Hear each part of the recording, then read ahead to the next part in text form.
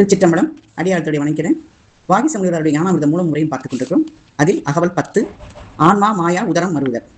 ஆன்மா பெண்ணாக உருவம் செய்யப்பட்ட இந்த மாயா காரியமாகிய தேகத்தில் உடைகிறது. அதான் ஆன்மா மாயா உதரம் மறுவுதல்ங்கிறது இந்த இதோட பொருள். அந்த மூலத்தை பார்க்கலாம்.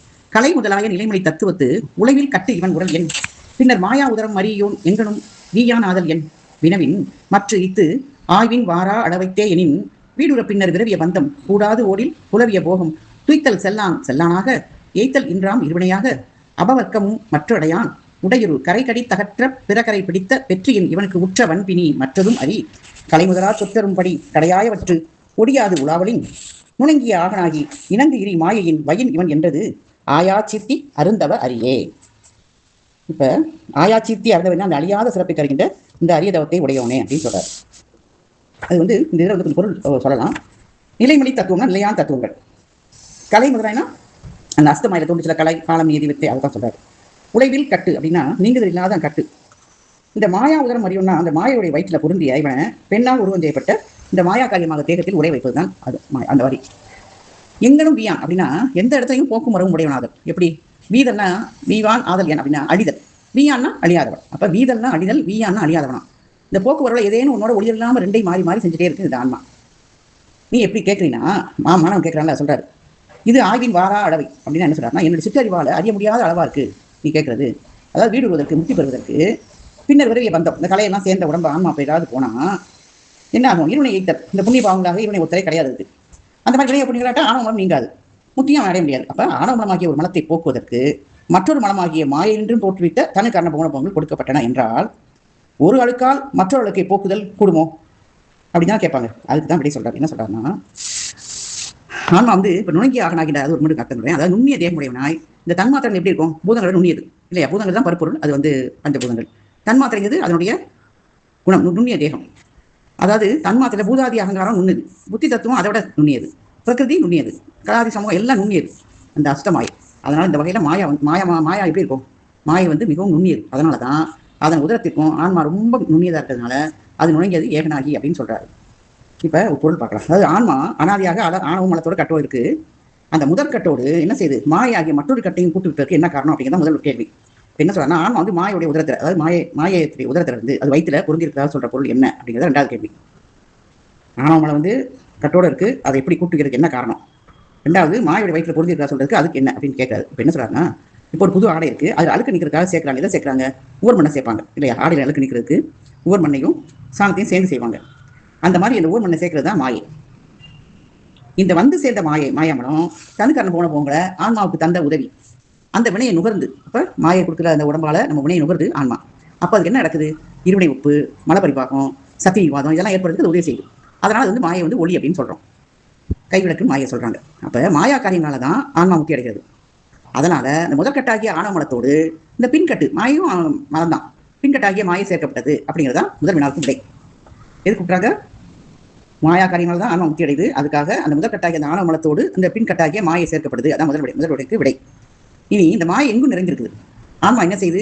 மாயிலிருந்து தோன்றுகின்ற அந்த கலை முதல் நிலம் ஈரான அந்த தத்துவங்களை நுண்ணுடலாக பெற்று அதோடு பொருந்தி எல்லா உலகங்களுக்கும் சென்று மீளுது ஆன்மா. அதனாலதான் அது வந்து மாயையின் வயிற்றுள் உள்ளவன் இவன் என்று சொல்லப்பட்டது அப்படின்னு இரண்டாவது வினாவுக்கும் விடை சொல்லுகிறார் ஆசிரியர். அடுத்த தகவல் 11 அனுமானத்தால் பசு உண்மை துணிதல். உளித்தரல் இயைந்த படிதரு ஆகத்து அழியா அறிவன் கழியான் ஒழியா சேதனம் அண்மையின் கடம்போல் ஆகலின் எய்யாது இயற்றியான் எவனவன் பொய்யா புற்களன் என்க ஒற்கமில் சேதனம் அறிவு வரிது அசேதனம் என்ன நெறி அறி புலவர் அறிவு அறிவகையே. என்ன சொல்லி கேட்கிறாருன்னா இந்த அறிவற்ற உடல்ல இந்த அறிவுடைய பொருளாகிய ஆன்மாங்கிறது இருக்கு அப்படின்னு அனுமானத்தால் ஆசிரியர் சொல்றாரு. இப்ப புகை என்னும் ஏதுவை கொண்டு அதை விட்டு நீங்காத பொருளாகி நெருப்பு அங்க இருக்கு அப்படிங்கிறது உணர்வு அனுமானம். ஒரு இடத்துல புகை வருதுன்னா அங்கே புகை வருது, அப்ப அங்க கீழே நெருப்பு எரிஞ்சிட்டு இருக்குங்கிறது அனுமானமா சொல்றோம். அந்த மாதிரி அந்த அனுமான அளவை பற்றி கருத்துக்கள் வெளியிடுறதுக்காக தான் சிவஞான போதத்தில் வந்து 254 255 பக்கத்தை இதை பற்றி விரிவாக வழக்கியிருக்காங்க. அந்த அனுமான அளவை பற்றி.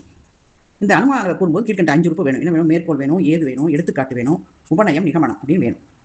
அதாவது இந்த மலை வந்து இது தீய உடையது, இது என்ன தன்மையது, ஏதுன்னா புகை காணப்படுறதால இந்த மாதிரி இருக்கிறதுனால அது எடுத்துக்காட்டு. எங்க புகை உண்டு அங்கே தீ உண்டு, அடுத்த இடத்துல அது மாதிரி இந்த மாதிரி அமைகிறது, இது தன்மை உடையது. அப்புறம் உபநயம்னா இந்த மலையிலையும் புகை உண்டு, இதுவான் அதே மாதிரி தான் இருக்கு. அப்புறம் நிகமனங்கிறது அதனால இந்த மலை தீயுடையது அப்படின்னு முடிவு பண்ணிடுறாரு. எடுத்துக்காட்டுகளை வைத்து வாய்ப்பாடுகளை கொண்டு இந்த அனுமானங்களை கூறும்போது இந்த 5 உறுப்புகளும் அமையணும். மேற்கோள் வேணும், ஏது வேணும், எடுத்துக்காட்டு வேணும், உபநயம், நிகமனம். அதனால இங்கனும் சொல்லி சைவ சித்தாந்தம் வந்து இந்த முதல் 3 உறுப்புகள் ஏற்றுக்கொள்வார். இது மேற்கோள், ஏது, எடுத்துக்காட்டு 3ஐயும் ஏற்றுக்கொண்டு சித்தாந்திகள் ஏற்பார்கள் அப்படின்னு சொல்றாரு. இப்படி புரியணும்னா, இந்த அறிவற்ற உடல்ல ஆன்மாங்கிற அறிவுடைய பொருள் ஒன்று இருக்கு அப்படிங்கிறத அந்த அனுமான அறிவாளர் ஆசிரியர் சொல்றாரு. எப்படி சொல்றாருன்னா, தன் பொருட்டு அனுமானம், பிறர் பொருட்டு அனுமானம் ரெண்டு இருக்கு. இதுல பிறர் பொருட்டு அனுமானம் இந்த செயல் அமைஞ்சிருக்கு. எப்படின்னா, அனுமானத்தில் 5 உறுப்பு இப்போ சொன்னேன்ல, அந்த 5ஐயும் அமைச்சு காட்டி அந்த குடத்தை ஓமை காட்டி உடலின் கண் ஆன்மாவின் இருப்பை நிறுவுகிறார். எப்படின்னா, குடம் தானே இடத்துக்கு போகாது, அதை கொண்டு ஒருத்தன் போகவே போகும், கொண்டு ஒருவன் போகவே போகும். அது போலதான் அந்த உடம்பும் தானே போக்குவரத்து முறை செய்யலாம் செய்யாது. தன்னுக்குள்ள இருந்து ஆன்மா செயற்படுத்தினால்தான் அது செயற்படும். அந்த முறையில உடம்பின் கண் ஆன்மா என்பது ஒன்று உண்டு என்பது துணியப்படும். இதுதான் அந்த ஓமையை காட்டி அனுமானத்தை பிறப்பட்டு அனுமானம் வச்சு இந்த கருத்தை வலியுறுத்துகிறார் ஆசிரியர். அதாவது என்ன சொல்றாரு, ஆன்மாவுடைய இருப்பு நிறுவுகிறாரு. ஆன்மாவுடைய குடம் கொண்டது உடம்பு, அது உடம்பு தானா போகாது, அது ஒருத்த கொண்டு போகும். அதே மாதிரி உடம்பு போக்குவரவு செய்யாது, அதுக்குள்ள இருந்து ஆன்மா செயற்படுத்தினாதான் அது செயற்படும். அந்த முறையில உடம்பின் கண் ஆன்மா உண்டு அப்படிங்கிறது துணியப்படும் என்று விளக்குகிறார் ஆசிரியர் இந்த பாடலில். அடுத்த பாடல் அகவல் 12. பாரிசேடத்தால் பசு உண்மை துணிதல். அதாவது அனுமானம் மாதிரி பாரிசேடங்கிறது அளவையில் நிறைய ஒரு விதமான அளவு இருக்கும். அதில் பாரிசேடமும் ஒரு அளவை, அது தமிழில் ஒளிவு அப்படின்னு சொல்லுவாங்க. இது எப்படி அளக்கிறாருன்னு சொல்றாரு பாருங்க. காரியம் காசினியாதி ஏரியல் ஈசன் கத்தா இவர்க்கு இது போகம் ஆதல் செல்லாது, அகன்றுய கர்மம் தானோ நுகர்தல் செல்லாது, ஆனாது என்னை செய்தது எண்ணி நன்னோ பொன்னே செய்யான் தன்னேர் இல்லான் பாரிசேடம் அதனில் பரனுக்கு ஏரியல் பரன் பசு என்றறி இனிதே. இப்ப இந்த அகவலை என்ன சொன்னாரு, அனுமான அளவையாளர் பசு உண்மையை நிறுவி சொன்ன ஆசிரியர் இந்த அகவலை என்ன சொல்றாருன்னா, பாரிசேட அளவையால் நிறுவுகிறார். ஒவ்வொரு அளவையா சொல்லி இந்த உண்மைகளை எப்படி நம்மளுக்கு நிறுவி காட்டுகிறார். பல பொருள் ஒன்றொழி ஏனைய எல்லாம் துணிப்பொருள் ஆகாது என்பதை தெரிந்து அந்த எஞ்சி உள்ள ஒன்றே துணிப்பொருள் அப்படின்னு உணர்வுதான் பாரிசேட பிரமாணங்கிறது. பாரிசேட பிரமாணம் என்னன்னா, நிறைய பொருள் இருக்கு, அதுல ஒன்றை தவிர மீது எல்லாம் துணிப்பொருள் ஆகாது, அதெல்லாம் ஆகாதுன்னு தள்ளிட்டே வந்தா அந்த எந்த பொருள் எஞ்சி இருக்கோ அதுதான் பாரிசேட பிரமாணம் அப்படின்னு சொல்றாரு. எப்படின்னா, இப்ப 3 பேர் இருக்காங்க, அதுல ஒரு பொருள் களவு செய்யப்படுதுன்னு வச்சுக்கோம். அந்த 3 பேர் 2 பேர் கல்வர் கிடையாது, அது உறுதிதானே, ஒருத்தர் தான் கல்வன். அப்ப அந்த 3ஆம் தான் கல்வன் அப்படின்னு துணியது. 2 பேர்ல கல்வர் இல்லை அப்படின்னு உறுதிப்பட்டோம்னா 3ஆம் தான் கல்வன் அப்படின்னு சொல்லி உறுதிப்படுத்துறது அந்த பாரிசேட அளவை, பாரிசேட அளவை. அது எப்படின்னா, இந்த உலகம் சடமாயும் பல பகுதியில் உடையாக இருக்கு. இதுல செய்யப்பட்ட ஒரு காரிய பொருள் அப்படின்னு விளங்குது. இது செய்யப்பட்ட ஒரு பொருள் தான். உலகம் எப்படி இருக்கு, சடமாவும் இருக்கு, பல பகுதியில் உடையதா இருக்கு. இதை செஞ்சு கொடுத்தவன் இறைவன். இது செய்யப்பட்ட ஒரு காரிய பொருள். இந்த நுகர்ச்சி பொருளாகிய உலகை இறைவன் படைத்தது யார் பொருட்டு? தன் பொருட்டோ பிறர் பொருட்டோ? யாருக்கு? ரெண்டும் கிடையாது. யாருக்கு இந்த பயன் நோக்காமலோ அப்படின்னு வினா எடுக்கிறது. தன் பொருட்டா பிறர் பொருட்டா, யாருக்கும் பயனே இல்லாமலா அப்படின்னு வினா எடுக்கும். கேள்வி எழுது. இந்த கேள்விக்கு என்ன சொல்றாருன்னா, இறைவன் தன் பொருட்டாக படைத்தான் பொருந்தாது, ஏன்னா அவருக்கு பயனும் இல்லை, அது தேவையும் இல்லை. அப்ப இந்த காரியமா இருக்கிற உலகம் தானே தனக்கு போக பொருளாகாது. உலகம் என்னைய படைச்சுக்கோ நான் படைச்சுக்கிறேன் அப்படின்னு கேட்குமா? உலகம் ஜடம், அதுவும் கேட்காது, போக பொருளாக இருக்காது. அப்ப யாருக்கும் யாதொரு பயனும் இல்லாம வாழாதான் சும்மாதான் இறைவன் படைத்தான் அப்படின்னு சொல்ல முடியுமா? சொல்ல முடியாது. இந்த மாதிரி இந்த உலகம் சடமாகிய தனக்கும் பயன்படாம அந்த படைத்தவனாகிய இறைவனுக்கும் பயன்படாம உள்ள நிலையில இறைவன் எதுக்காக படைக்கணும் அப்படின்னு கேட்டா, பதி பசு பாசன உப்பொருள்களை பதியும் அனுபவிக்காது, பாசமும் அனுபவிக்காது அப்படின்னு விளக்கிறோம். அப்ப எஞ்சி உள்ளது பசு மட்டும் தான் இருக்கு. அப்ப ஆன்மாவின் பொருட்டே இந்த உலகம் படைக்கப்பட்டது அப்படிங்கிறதா உண்மையான விடை. இந்த மாதிரி பதிபாசத்தை விளக்கி பசுவை கொள்ள வைத்தமையால் இது பாரிசேட பிரமாணம் ஆயிற்று. திருச்சிற்றம்பலம். அடியார்களுடைய வணங்கிறேன். வாகீச முனிவர் அருளிய ஞானாமிர்தம் மூலம் முறையும் பார்த்துக் கொண்டிருக்கிறோம். அதில் அகவல் 13. அதாவது விறகின் இயல்புடைய உடல். பொன்னினும் மணியினும் குயிற்று மின்னகும் அங்கதம் மகுடம் கடிப்பினை என்ற பாரம் என்றடியாது ஆரம் என்று அணியும் மம்மர் மாந்தரின் மயங்காது அம்ம ஊற்றியது அலை நீ கேட்டி மோட்டதவனன் தந்த குவை நெல் கொண்ட முல்லை முகையென மெல்லன் மூரல் அங்கை தாங்காது ஆற்றுபு இசை உடி அங்கத்தியாவும் அழியாது இங்கு உயிர் விட்டது என்று சட்டகம் புகழா கட்டில் ஏற்றி கைதொடு உப்பரவி இட்டிடை மகளிர் இருக்க சட்டன அழல்வாய் பல்பினம் அருந்து ஈமத்து முருட்டனை பாயல் குரூப்புகை மிளிர பாவகன் தடி கொன்னேவே எம் இந்தளத்து இயற்கை யாக்கை என்று இனி விழித்தனைக்கான் இத்து ஒழிப்பு அரும்பெரும் பொறை எரிவிருந்து ஆய ஈங்கும் நீண்ட வரிதரு கண்ணியர் மதனன் என்ற ஆங்கும் வேற்றுமை உளதேல் சாற்றுக மாற்று இரி ஆடிப்பாவையோடு அலர்நிழல் பாவை கைகால் மெய் பிரிது எவையும் பைப்பயர் தூக்கின் தூங்கி மேற்கு உயர்வு உயர்தல் பொறியோடு சிவனல் என்ன அறிவோடு செரியும் நெறிவரும் உடலே. இப்போ இதன் பொருள் பார்க்கலாம். அதாவது இந்த அகவற்பாவில் உயிர் வேறு உடல் வேறு அப்படிங்கிற உண்மையை மாணாக்கனுக்கு உணர்த்தார் ஆசிரியர். இந்த உலக மாந்தர்கள் உடம்பையே தாமாக எண்ணி அந்த உடம்பிற்கு பல வகையான அணிகளை பூட்டி அழகு செய்து பார்ப்பர். சுமையாக இருக்கும், அதை பாரம் நினைக்காது, அது ஆரம் அப்படின்னு அணிந்து மகிழ்வர். ரெண்டும் வேறு அப்படின்னு அறியாமல் வாழ்கின்ற அவர்களைப் போல மயக்கம் கொள்ளாமல் உடம்போட உண்மை இயல்பை யாம் கூற கேட்பாயாக அப்படின்னு சொல்றாரு ஆசிரியர். அதாவது உயிர்ந்த போது இந்த உண்ணுற சோற்றுல சிறிய சூடு, அந்த சூட்டையும் உடல் பெறாததா இருந்தது. இப்பொழுதோ கொழுந்து விட்டு எரியும் நெருப்பினுடைய அதே உடல் யாதொரு உணர்ச்சியும் காட்டாமல் கிடக்கிறதே. விறகுக்கும் அதுக்கு என்ன வேறுபாடு? எனவேதான் இந்தனத்து இயற்கை யாக்கை என்றார். அதாவது மலைக்கட்டில் இந்த வாழ்க்கை போய் இந்த புகழா கட்டின அந்த பாடையில விறகின் மத்தியில யாதொரு வருத்தம் முட்டி கிடக்கிறதே அந்த உடல். இதனால் ஒன்று புலனாகிறது. முன்பு உடலுக்கு வேறான உயிர் என்ற அறுவடை பொருள் அந்த உடலின் இருந்து உலகத்தை அறிந்து நுகர்ந்து வந்தது. அந்த உயிர் நீங்கியதால் உடம்பு உணர்வட்டு கிடக்கிறது. எனவே உயிர் வேறு உடல் வேறு அப்படிங்கிறது தெளிவாகுது. இப்போ கண்ணாடியில் முன்னால் நிற்கிறவர் கை கால்களை அசைக்கிற மாதிரி கண்ணாடியில் தோன்ற உருவமும் அசைக்கும். இப்போ சூரிய ஒளியில் நிற்கிறவர் அது செய்கிறதுக்கு எல்லாத்தையும் அப்படி நிழல் உருவமும் செய்யும். அதுபோல் மரப்பாவையை எப்படி கயிற்றால் இயக்குவோம் எப்படி ஆட்டு வைக்கிறானோ அப்படியே ஆடும். அதுபோல் இந்த உடலும் தன்னை செலுத்துகிற அந்த ஆன்மா என்னும் கர்த்தாவின் வழிபட்டு அதன் கருத்தின்படி தான் உடம்பு செயல்படும் அப்படின்னு சொல்கிறாரு ஆசிரியர். அடுத்த தகவல் 14. தேர் முதலிய வாகனங்கள் வைத்து உயிருடைய உண்மையை கூறுகிறார்.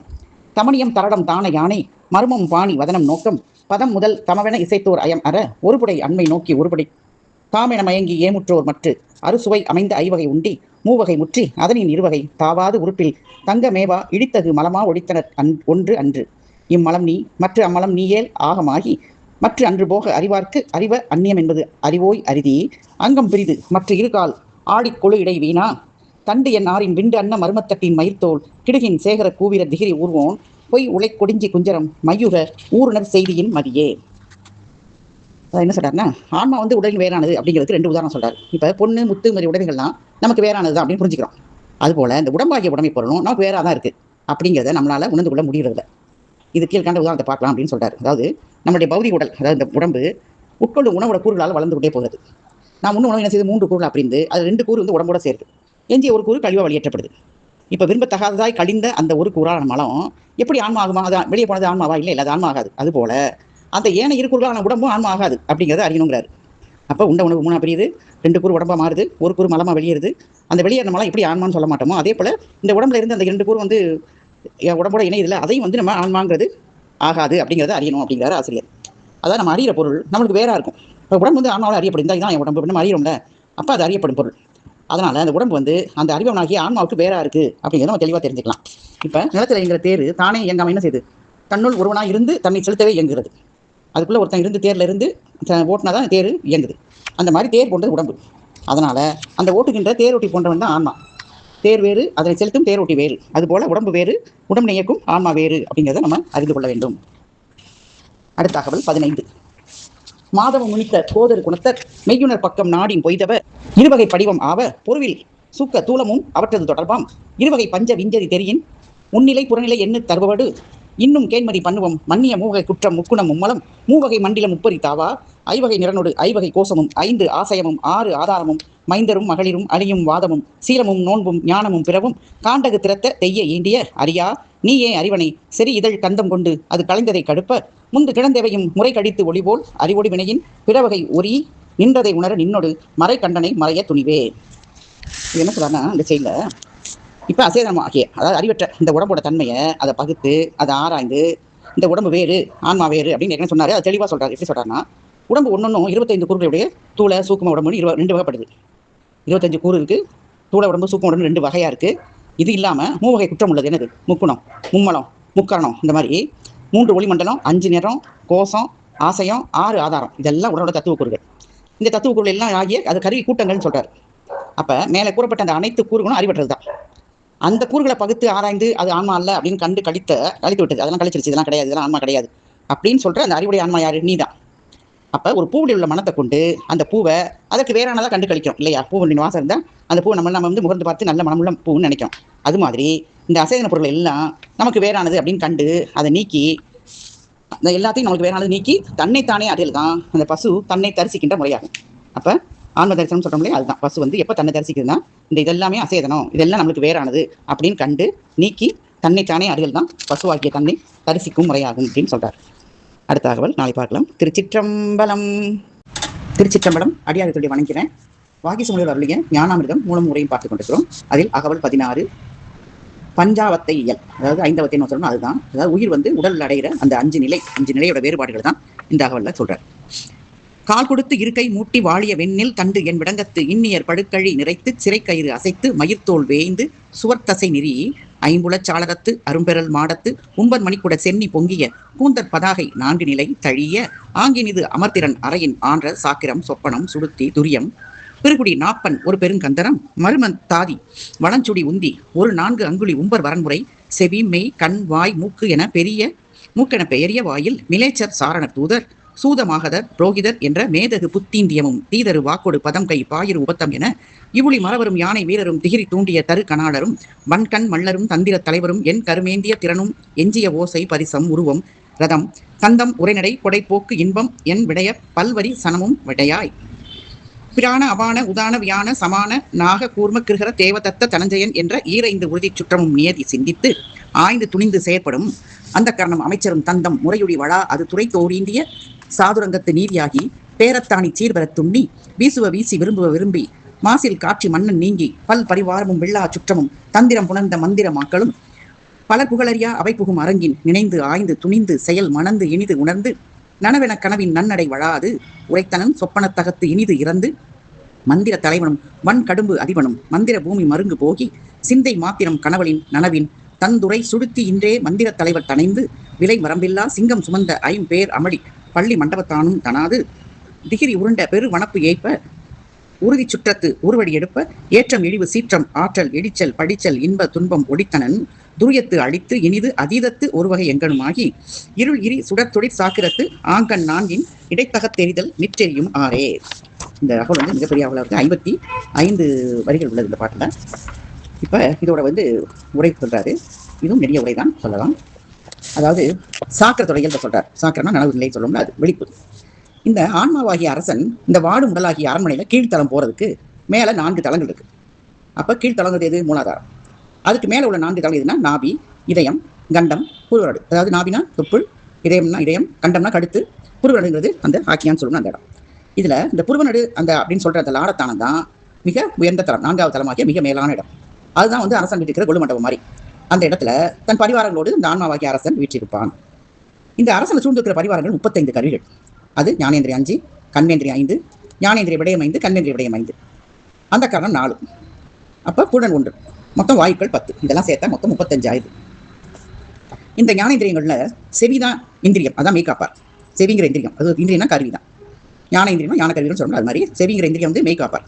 இந்த தோல்ங்கிற இந்திரியம் என்னன்னா ஒற்றை மாதிரி எல்லாத்தையும் கண்டு அறிவது. கண்கிற இந்திரியம் என்னது? தூது செல்றது, சென்று பற்றும். அதுதான் சுவை அறியும் இந்த நாவாகிய இந்திரியம் மன்னனுடைய புகழை, அதாவது ஆன்மாவுடைய புகழை எடுத்து பாடிக்கிட்ட இசைவாணர். இந்த நாசி ஆகிய இந்திரியம் புரோகிதர். இந்த மாதிரி ஞானேந்திரியங்கள் 5 உருவகம் செய்யறாரு ஆசிரியர். இந்த கண்மேந்திரியங்கள் போர் தொழில் புரிகிற வீரர்களாக உருவகம் செய்யப்படுறது. அதுல வாக்கு என்னும் இந்திரியம் குதிரை வீரர், பாதம் இந்திரியம் யானை மீது இருந்து பகையோடு போர் செய்யும் வீரர், அந்த கைகளாகிய இந்திரியம் தேர் மீது இருந்து போர் செய்யும் வீரர். காலு யானை மேல, கை தேர் மேல, வாக்கு தான் குதிரை வீரர். இந்த எருவாய் என்னும் இந்திரியம் இருக்குல்ல, அது காலாட்படைங்க.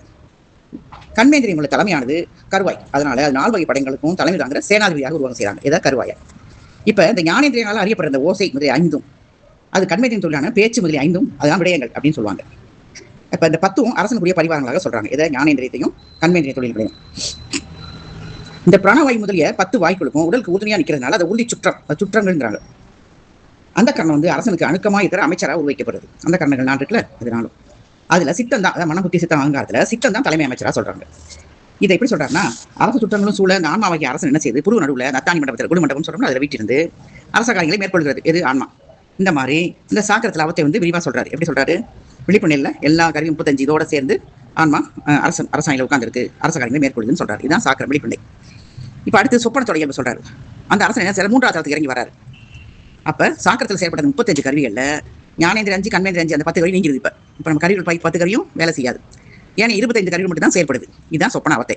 இந்த நிலையில ஆன்மா எங்க இருக்கும்? கண்டத்தானத்துல இருக்கும். இந்த கண்டத்துல இருக்கும் போது ஆன்மா என்ன செய்யுது? சாக்கிரத்துல புருவனில இருந்து நுகர்ந்ததுல உலக உணர்ச்சி அந்த வாசனை எல்லாம் எப்படி காணும்? கனவா காணும். விழிப்புல இருந்து நீங்க ஆன்மா என்ன செய்யுது? அமைதியா உறங்காம இந்த கண்டத்தான என்ன செய்யுது? கனவுல போய் பிணிச்சு வைக்குது. நம்மள கனவோட சேர்த்து கட்டி வைக்குது. இங்க கனவு காணும்போது அதை நனவு நிகழ்த்த உண்மையான மாதிரியே கருதி மயங்கும் அந்த ஆன்மா. கண் விழிச்ச பிறகு அது முழுமையாவோ சில அறகுறையாவோ எப்படி நினைவு கொண்டு சொல்ல முடியும் அந்த ஆன்மாவால. இதுதான் சொப்பனத்தோட இயல்பு. அடுத்து சுளுத்தியோட இயல்பு. இப்ப இந்த கண்டமாகிய இடத்தை விட்டுட்டு ஆன்மா கீழே இறங்கி 2வது தளமாக இதயத்தை அடையுது. இதயத்தை அடையும். அங்கிருந்து இறங்கும் போது அதுக்கு என்ன ஆகுது? அது இருந்து அந்த கரணங்களை மனம், புத்தி, அகங்காரம் 3ஐயும் விடுத்துருது. அந்த 3மே செயல்படாமல் போயிடும். மனம், புத்தி, அகங்காரம் 3. இதை விடுத்ததுனால அதனால எதையும் பற்றவோ நினைக்கவோ மாட்டாத நிலை, எதையும் சென்றும் பற்றாது நினைக்கவும் மாட்டாது இந்த நிலையில இருக்கும்போது அது புலன்கள்லாம் உணர்வுகளுக்கு கிடக்கின்றான். இந்த மாதிரி கிடக்கிற உறக்க நிலை தான் சுளுத்தி அப்படின்னு சொல்றோம் நம்ம. அப்போ உறக்கம்னு சொல்றாங்க. இப்ப இந்த பொறுப்புள்ள பற்றது மனம் தான். இங்க மனங்கிற கருவி இல்லை. அதனால அந்த பற்ற ஞானேந்திரிய விடயம், கண்மேந்திரிய அதுவும் இல்லை. அப்ப வாய்க்கள்ல பிராணம் தவிர எல்லா 9 வாயும் சொப்பனத்தானத்தோட நின்றும். அப்ப பிராணம் மட்டும் தான், மூச்சு மட்டும் தான் விடுவோம். மற்ற வாய்க்கள் எல்லாம் கனவு நிலையிலே, அதாவது சொப்பனத்தோட நின்றும். அப்ப இந்த சொப்பனத்தானத்தில் செய்யப்பட்ட 25 கருவிகள்ல ஞானேந்திரியம் 5, கண்மேந்திரிய விடயம் 5, வாயுக்கள் 9, மன, புத்தி, அகங்காரம் இந்த 3. அப்ப 22 கருவிகள் சொப்பனத்தோட நின்றும், அதாவது கனவு நிலையில நின்றும். அப்ப சித்தம் பிராணவாயு புட இந்த 3 கருவி மட்டும்தான் இதயத்துல சுளுத்தியில நிகழும். அது மட்டும்தான் வேலை செய்யும் அப்படின்னு தெரிஞ்சுக்கலாம். இப்போ சித்தம் செயல்படுறதுனால அந்த உறக்கத்தில் ஆன்மாவுக்கு ஆழ்ந்த சிந்தனை உண்டு. அதனாலையும் இந்த புத்தின்ற கருவி இல்லாதனாலையும் அதுக்கு விழிச்சப்புறம் நம்ம என்ன சிந்திச்சோம் அப்படின்னு ஆன்மாவுக்கு தெரியாது. சித்தம் செயலை பண்ணிட்டு இருக்கோம், ஆனால் அது உறக்கத்தில் இருக்கும்போது தெரியாது. விழிப்பு நிலை அது அறிய வாய்ப்பில்லை. அடுத்தது துரியம். துரியம்ங்கிறது வந்து பேருறக்கம்னு சொல்லுவோம் தமிழில்.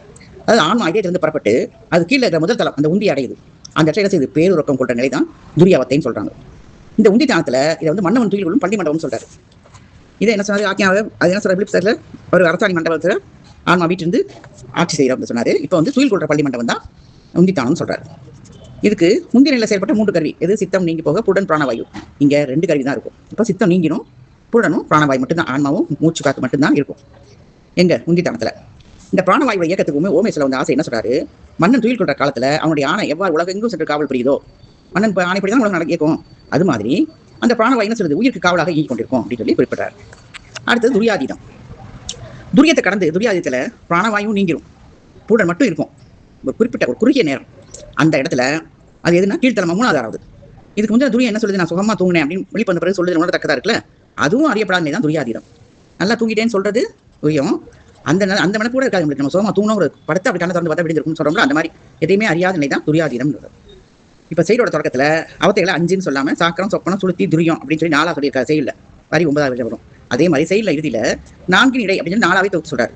இதனால என்ன சொல்றாரு? நான் துரியாதத்தை விடுத்து தான் சொல்றாரு அப்படிங்கிறது விளங்குது. துரியத்தை கடந்த துரியாதத்தில் தத்துவம் பற்றி கூறுறதுக்கு ஒன்றுமே இல்லை. அதனால அதை விடுத்துட்டு இந்த அவத்தையோட இடமா சொல்றது இந்த 4 மட்டும் தான் சொல்றாரு அப்படின்னு நம்ம எடுத்துக்கொள்ள வேண்டும். ஆசிரியர் கூறுவதை 4 இடத்தை மட்டும் சொல்றாரு அப்படின்னு நம்ம எடுத்துக்கணும். இந்த மாதிரி இந்த சாக்கரம் விழிப்பு முதலிய அவத்தைகளின் இயல்பை உணர்வதும் போது ஆன்மா என்ன செய்யுது? தன்னை அவற்றின் வேறாக உணர்தல் கூடும் அப்படிங்கிற கருத்தை இறுதியில் சொல்லி முடிக்கிறாரு ஆசிரியர். அவத்தையோட இயல்பை உணரும் போது ஆன்மா என்ன செய்யுது? நான் வேற, அந்த அவத்தை வேற அப்படின்னு தன்னின் வேறாக உணரும் அப்படிங்கிற கருத்தை கூறி ஆசிரியர் தகவலை முடிக்கிறார். மீண்டும் நாளை பார்க்கலாம். திருச்சிற்றம்பலம். அடியாளத்துடைய வணிக்கிறேன். வாகிச முனிவர் அருளிய ஞானாமிர்தம் மூலம் முறையும் பார்த்துக் கொண்டிருக்கிறோம். அதில் இப்பொழுது அவத்தை பார்த்தோம். அடுத்ததாக சித்தாந்த சைவத்திற்கு மாறான சமயங்களை பற்றி ஆசிரியர் கற்றுக் கொள்கிறார். அதாவது சிவஞான போத மாபாடியக்காரான மாதவ சிவஞான யோகிகள் சித்தாந்த சைவத்திற்கு மாறான சமயங்கள் அனைத்தையும் புறப்புறம் புறம், அகப்புறம் அகம் என 4 கூறாக்கி ஒவ்வொரு கூறிலும் 6 சமயங்களை வைத்து 4 24 என சமயங்களை வரையறை செய்து அவற்றுள் ஒவ்வொன்றின் கொள்கைகளையும் சுருக்கமாக சிவஞான போத அவையடக்க மாபாடியத்தில் கூறினார். இப்ப இந்த சிவஞான போத பொருளை விளக்க நூலில் நம்ம அதை குறிப்பிட்டிருக்கோம். அதுல சிவஞான சித்தியார் பரப்பக்கத்தில் சொல்லப்படாத சில கருத்துகளும் சொல்லப்பட்டிருக்கு. மாபாடி வந்து காலத்தால் பிற்பட்டவர், அதனால பிற்காலத்தில் ஏற்பட்ட மாறுதல்கள் அவருடைய பாடியத்தில் காணப்படுகின்றன அப்படின்னு நம்ம எடுத்துக்கலாம். இப்ப மாபாடிக்காரருடைய சமயப்பு கொள்கையை அவருக்கு பட்டியலிடுறார். எப்படின்னா, வேதம்னா ஏற்றுக்கொள்றது எந்த சமயங்கள், ஏற்றுக்கொள்ளாத சமயங்கள். ஏற்றுக்கொள்வது வந்து புற சமயங்களும் அகப்புற சமயங்களும் அகச்சமயம் ஏற்றுக்கொள்ளுது, புறப்புற சமயம் மட்டும் ஏற்றுக்கொள்ளாது. சிவ ஆகமங்களும் புறப்புற சமயங்களும் புறச்சமயங்களும் ஏற்றுக்கொள்ளாது, மீதி 2 ஏற்றுக்கொள்ளும். அப்போ ஒவ்வொன்றுக்கும் இந்த மாதிரி அதை பிரித்து சொல்றாரு. என்னென்ன வகை, அந்த 6 வகை என்ன அப்படின்னு சொல்லி 4 பௌத்தத்துடைய பிரிவுகள்: சௌந்திராந்திகம், யோகாச்சாரம், மத்தியமிகம், வைபாடிகம், ஆறுகதம் அப்படின்னு சொல்லி பிரிக்கிறார். அப்புறம் எது ஒழுகல்ல, அதாவது எது இப்போ வழக்கத்தில் இருக்கு அப்படின்னு பார்த்தா பௌத்தமும் சமணமும். இன்னும் வந்து ஏகான்மவாதமும் பாஞ்சராத்திரமும். புற சமயங்கள்ல ஏகான்மவாதமும் பாஞ்சராத்திரம் தான் இருக்கு. சித்தாந்தம் வந்து சைவத்திற்கு பெரிதும் தொலைவில் இருப்பன. எது? புறப்புற சமயங்கள். புறச்சமயம் வந்து சைவத்தை நோக்கி சிறிது முன்னேறி வருது. அகப்புற சமயங்கள் சைவத்தை அணுகு நிலையில் இருக்கின்றன. அகச்சமயம் மட்டும்தான் சைவத்தை மிக நெருங்கிவிட்ட சமயங்களாக இருக்கு. அதாவது யாதொரு சமயத்திலும் அதற்கென உள்ள சில மரபுகளும் கொள்கைகளும் இருக்கு. அதுல மரபு ஒன்றையே கொண்டு விளங்குகின்ற 6 சமயங்களை தற்காலத்துல இப்ப நிகழ்காலத்துல பட்டியலிட்டு இருக்காங்க. அது என்னன்னா தெரிஞ்சதுதான் சைவம், வைணவம், சாக்தம், காலாபத்தியம், கௌமாரம், சௌரம். இந்த சமயங்கள் அனைத்தும் நம்ம மரபாக வழிபட்டு வர கடவுளை வச்சு சொல்லப்படுறது. தத்துவம் மரபு ரெண்டுல ஏதாவது உணர்வு தான் மதங்களை பிரித்து ஆராய்வது தொண்டு தொட்டு நடந்து வருது. இந்த தற்கால அறுவகை சமயங்கள்ல இப்ப சமயம்னா என்ன, கடவுளை பத்தி. அது வந்து சைவம்னா சிவபெருமான், வைணவம் திருவான் அல்லது மகாவிஷ்ணு, சாக்தம் அம்பாள், கானாபத்தியம்ன்றது விநாயகர், கௌமாரங்கிறது முருகர், சௌரம் வந்து சூரியன். சில மரபுகளில் சைவத்தை நீக்கிட்டு அது பதிலாக சௌமியம் அப்படிங்கிறத சேர்த்துக்கிறாங்க. அதாவது சந்திரன் வழிபாடையர் அப்படி சேர்த்து சொல்றாங்க. சைவம் ஒன்னா சொல்லலைனாலும் அதுலேயும் கொள்கை வேறுபாடு நிறைய உண்டு. சைவம் அப்படி ஒன்று தான் சொல்றோம், அது சிவபெருமான் வழிபடுறது. ஆனால் அதுலேயும் கொள்கை வேறுபாடு நிறைய இருக்கு. அதனால சித்தாந்தத்திற்கு மாறுபட்ட சைவங்கள் அகச்சமயங்கள். சித்தாந்த சைவம் தான் உண்மை சைவம் அப்படின்னு சொல்றாரு. சமயங்கள்லேயும் சிறந்தது சைவம் தான், அதுலேயும் சிறந்தது சித்தாந்த சைவம். இந்த கொள்கையே சைவ சித்தாந்தம். இதை பின்பற்றி வாழ்ந்தால்தான் நம்ம வீடு பெற்றை அடைய முடியும்.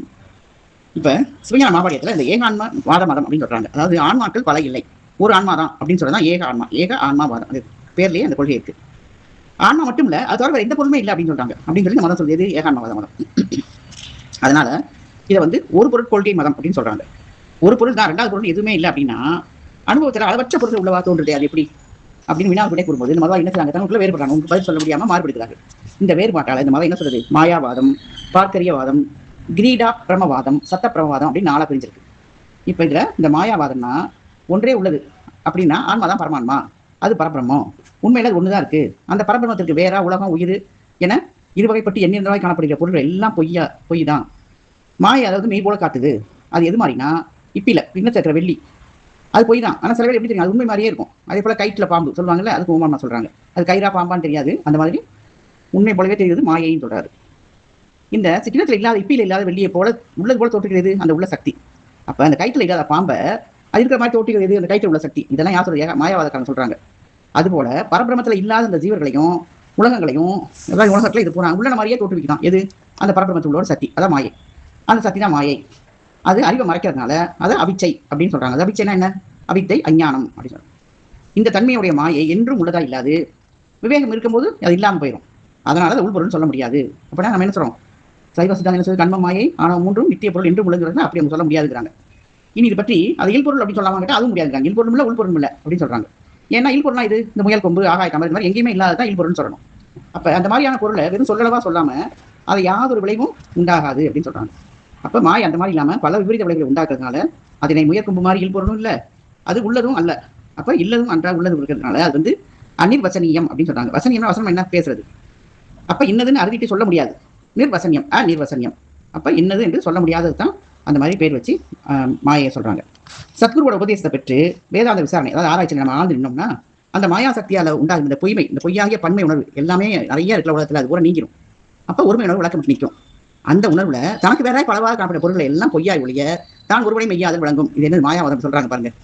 அதாவது ஒருமை எப்போ நிற்குமா, நம்ம ஆழ்ந்து பார்த்தா மாயா சக்தி இருக்கிற இந்த பொய்மை எல்லாம் நீங்கி ஒருமையா இருக்கும். அந்த ஒருமைங்கிற உணர்வு வந்து தனக்கு வேற அந்த பலவாக காணப்பட்ட எல்லா பொருளும் பொய் தான், நம்ம ஒருத்தர் தான் மெய் அப்படின்னு விளங்குமா. அதனால நான் வந்து பொய்யானாகிய ஜீவன் அல்ல, சரீரமாகிய கரிகாரனும் அல்ல, உலகமும் அல்ல, மெய்ப்பொருளாகிய பரபிரமே நான் அப்படிங்கிற உணர்வு தான் நிலைபெறுமா. அந்த உணர்வு பெறுறது தான் முக்தி. அது இல்லாம இந்த பன்மை உணர்வால மயங்கி வைக்கிறது தான் பந்தம் அப்படின்னு சொல்றாங்க. அப்ப பரபிரம தவிர மற்ற எல்லா பொருளையும் மாயையும் கூறி வளர்க்குறாங்க. இந்த மாதிரி வழக்குறையினால தான் மாயாவாதம் பெறப்பட்டது. இந்த இப்ப வெள்ளி போல தோன்றுதல் வந்து விபத்திரம், அத்தியாசம், ஆரோபிதம் இது மாதிரி வெவ்வேறு சொல்றாங்க. இதை நம்ம ரொம்ப அதிகமாக கவனம் செலுத்த வேண்டியதில்லை. இந்த மாயாவாதம் நம்ம சித்தாந்த செய்வம் நம்ம படிக்கிறோம். அதனால இதை வந்து ஓரளவு அறிந்து கொண்டால் போதும். மீண்டும் அடுத்த வந்து அத்வைதமே வந்து என்ன சொல்றாருன்னா கேவலாத்வைதம், துவைதம், விசிஷ்டாத்வைதம் அப்படின்னு 3 பிரிக்கிறார். அடுத்தது இப்ப ஏகாந்தம் சொல்லப்படாது, அது வந்து அத்வைதம் தான் சொல்றாரு. அதுக்கு 3 பிரிக்கிறாரு அத்வைதத்தை, கேவலாத்தை, துவைதம், விசிஷ்டாத்வைதத்தை. இப்ப இது என்ன சொல்றாருன்னா இதை சங்கர் வந்து ஏகான்மவாதம் சொல்றாரு, மாத்துவர் ராமானுஜர் வந்து பாஞ்சராத்திரம் அப்படின்னு சொல்றாரு. இந்த விசிஷ்டாத்வைதம் தான் ராமானுஜர், துவைதம் மாத்துவர், இந்த கேவலாத்துவம் சங்கர் சொல்றாரு. அதாவது என்ன சொல்றாங்கன்னா கேவலத்துல என்ன உயர்ந்த பொருள் பிரம்மம் ஒன்று, அதான் கேவலாத்வைதம். அது வந்து சங்கர சொல்றாரு, அது ஏகான்மவாதம்.